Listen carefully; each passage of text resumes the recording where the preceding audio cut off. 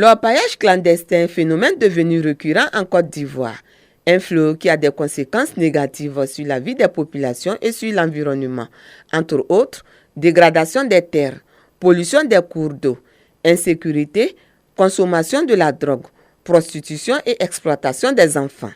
Pour assainir le secteur, le gouvernement installe des chantiers écoles de la petite mine à travers le pays. C'est dans cette optique que Suleiman Ka, village du département de Dabakala, vient de bénéficier d'un chantier école. 9e du genre après celui de Bozi à Boisflé en janvier 2019. L'ouverture officielle de ce site a été faite par le ministre des Mines et de la Géologie, Jean-Claude Kwasi. Nous sommes à 9 chantiers écoles aujourd'hui. Ça veut dire que les populations ont une alternative. Au lieu de faire de l'orpaillage illicite, elles peuvent faire de l'orpaillage licite. Après la formation, elles sont installées sur des couloirs minéralisés. C'est une sorte de compromis du bon sens qui permet d'avoir des résultats satisfaisants en créant le moins de nuisances possible. C'est ce que nous souhaitons parce que c'est ce qui permet le développement durable. Pendant 4 mois, cette première promotion de 30 apprenants, dont 5 filles, seront formées aux techniques et méthodes d'exploitation minière artisanale et semi-industrielle. Une opportunité dont se réjouissent les impétrants. À partir du moment où ils savent ce que c'est que l'activité minière, ce que c'est que l'industrie minière, ils pourront monter leur propre business. Et ça va générer des emplois. Et je pense que ça va vraiment booster tout ce qui est l'industrie minière en Côte d'Ivoire. Aujourd'hui, l'État a décidé d'ouvrir des portes à la jeunesse pour pouvoir se former et puis pour pouvoir aussi mieux exploiter le minerai. Donc pourquoi pas saisir l'aubaine et aussi participer et puis apprendre. Je motive mes soeurs vraiment à s'ingérer dans cette activité, à vraiment être des géologues. Les jeunes ont été exhortés à s'approprier cette formation en vue de leur insertion professionnelle. Le pays va compter 12 chantiers écoles d'ici la fin de l'année 2020 pour une capacité de formation d'au moins 1200 artisans miniers par an.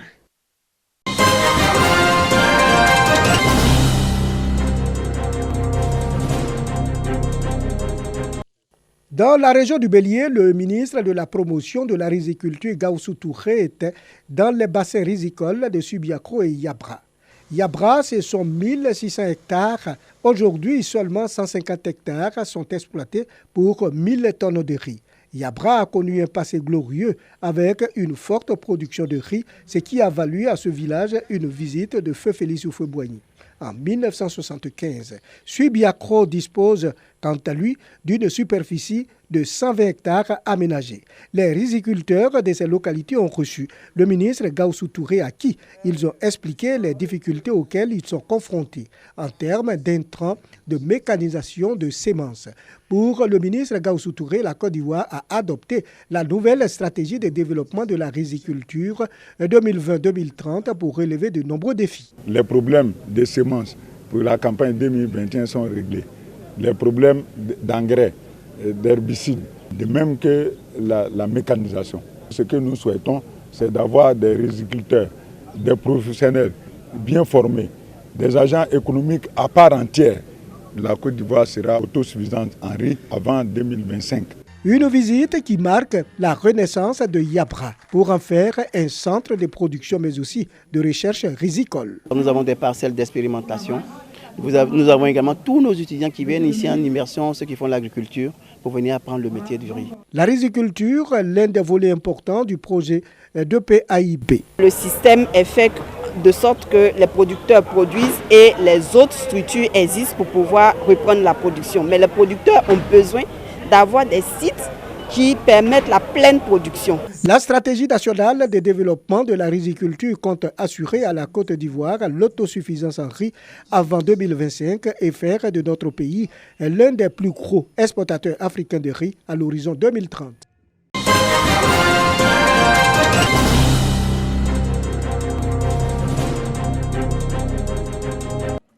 20 gros magasins pour la collecte, le stockage et un grand hangar pour la commercialisation des produits vivriers en construction sur ce site de 4 hectares. Déjà 10 magasins pour le lancement des activités de la Fédération des sociétés coopératives agricoles de Côte d'Ivoire à Languibonou. Un mini-marché de gros de produits vivriers pour mettre fin au calvaire des producteurs du département de Botrou. Languibonou veut alors se positionner comme une plateforme du vivrier en Côte d'Ivoire.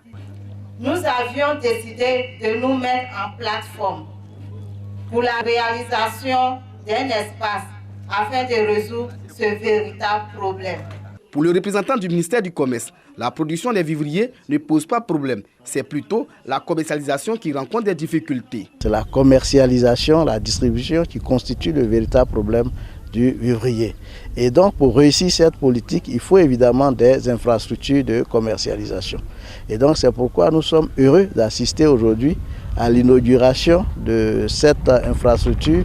Sur ces mêmes sites, des unités de transformation du manioc, du piment et de la tomate en produits finis seront installées. Plusieurs partenaires soutiennent ce projet. Je suis venu ici pour aider ces femmes-là, pour sortir vraiment dans la pauvreté. Il faut que la Côte d'Ivoire, tout le monde arrive à se nourrir. Demain, c'est le travail. Si on ne travaille pas, il n'y a pas de demain. Marchez ensemble, main dans la main. Soyez solidaires, travaillez. Tout ce qui appelle au palabre, tournez le dos. Les premières femmes formées à la transformation du manioc ont reçu leur attestation de fin de formation. Cette cérémonie a été l'occasion de présenter les organisations agricoles légalement constituées.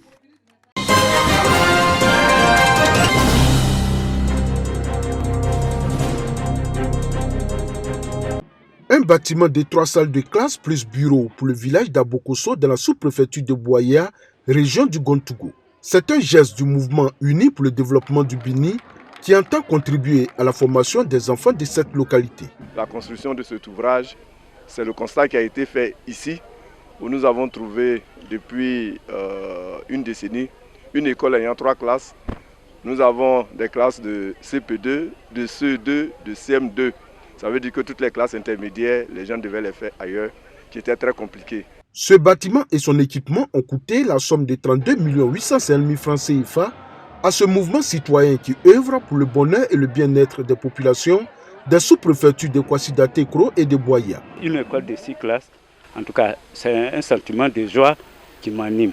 Je remercie infiniment M. Canon pour son bravoure, pour sa compétence et ce qu'il fait pour le Bini.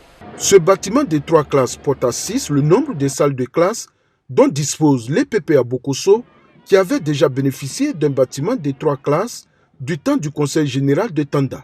Le bâtiment, il est de notre ressort de le construire. Et des initiatives comme celle de Unis pour le développement du Bini sont à rechercher dans la région du Gontougou. Parce que depuis qu'il y a les collectivités, tout le monde pense que les collectivités à elles seules peuvent tout bâtir. Ce n'est pas le cas. À l'actif du mouvement Unis pour le Bini, créé il y a 2 ans, on note de nombreuses actions selon le docteur Kwadju Adaman, par ailleurs directeur des services vétérinaires de Côte d'Ivoire. Entre autres, la distribution de tables-bancs, des tonnes de ciment pour la construction d'écoles primaires, de divers édifices religieux et la réparation de pompes HVA. Au cours de cette cérémonie, les meilleurs élèves de la localité ont été primés.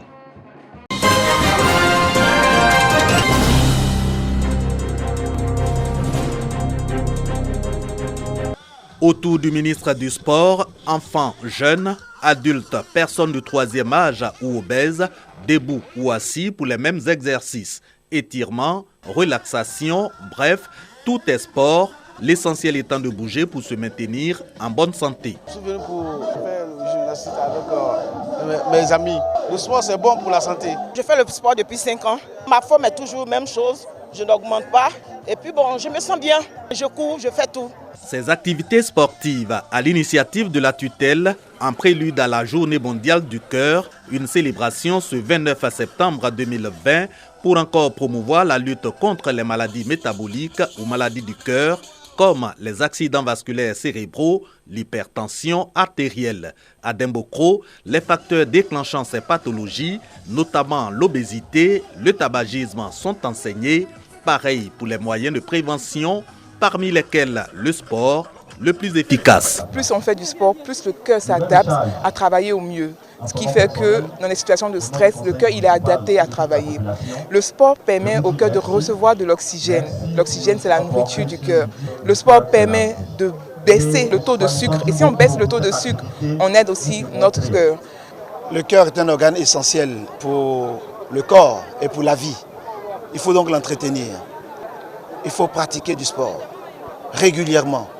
Le sport a une valeur cardinale, celle de nous aider à lutter contre les maladies métaboliques, les maladies cardiovasculaires, mais aussi et surtout d'entretenir notre vie et d'entretenir la cohésion sociale. La journée sportive, soutenue par les élus et cadres de Dembokro au regard des bienfaits du sport pour la santé, aussi l'occasion pour le ministre Paulin Danho d'annoncer au monde sportif d'Unzi les projets du gouvernement. Un agora ou centre de sport avec infrastructure pour le développement d'activités génératrices de revenus, coût 1 milliard de francs CFA.